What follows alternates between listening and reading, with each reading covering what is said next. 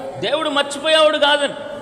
నిజంగా కరువు వస్తుంటే ఆ కరువు దగ్గరికి వెళ్ళి ఎలీషాని సేవకుని పంపించి ఈ ప్రాంతంలో నా కుమార్తె ఉందని చెప్పి ఆ కరువులో నుంచి ఆమెను తప్పించి ఆ కుటుంబాన్ని దేవుడు రక్షిస్తాడు. హల్లెలూయా.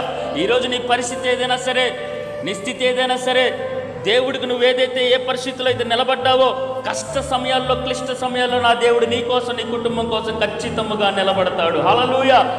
కానీ ఒకటే మనం జ్ఞాపకం చేసుకోవాలి, ఏంటి అని అంటే, మన దేవుడు మాట ఇచ్చి తప్పేవాడు కాదు. ఆయన నరుడు కాదు. ఆమేన్. మర్చిపోవడానికి ఆయన మనిషి కాదు. విడిచిపెట్టడానికి ఆయన మనలాగా బంధుత్వాలతో ఉన్నవాడు కాదు. పుట్టుకతోనే మనతో బంధం కలిగిన వాడు మన దేవుడు. స్తోత్రం కలుగును గాక. ఒక రకంగా చెప్పాలంటే, తల్లి గర్భంలో రూపించబడక మునిపే నిన్ను నన్ను నా దేవుడు ఎరిగి ఉన్నాడు. హల్లెలూయా. ఎలీషా అడిగాడు సునేమేరాల్ని, అమ్మ నాకు ముద్ద భోజనం పెట్టు, లేకపోతే నీ ఇంటి మీద బస ఏర్పాటు చేయి అని చెప్పి అడిగాడా? అడగలేదని. అడక్క ముందే ఆ తల్లి దేవుడి పని కోసం నిలబడింది. దేవుడు కూడా అడక్క ముందే గర్భఫలాన్ని ఇచ్చాడు. స్తోత్రం కలుగునుగా. కొన్నిసార్లు 1కి 10 సార్లు సేవకుడు చెప్పినా మనం చెయ్యం.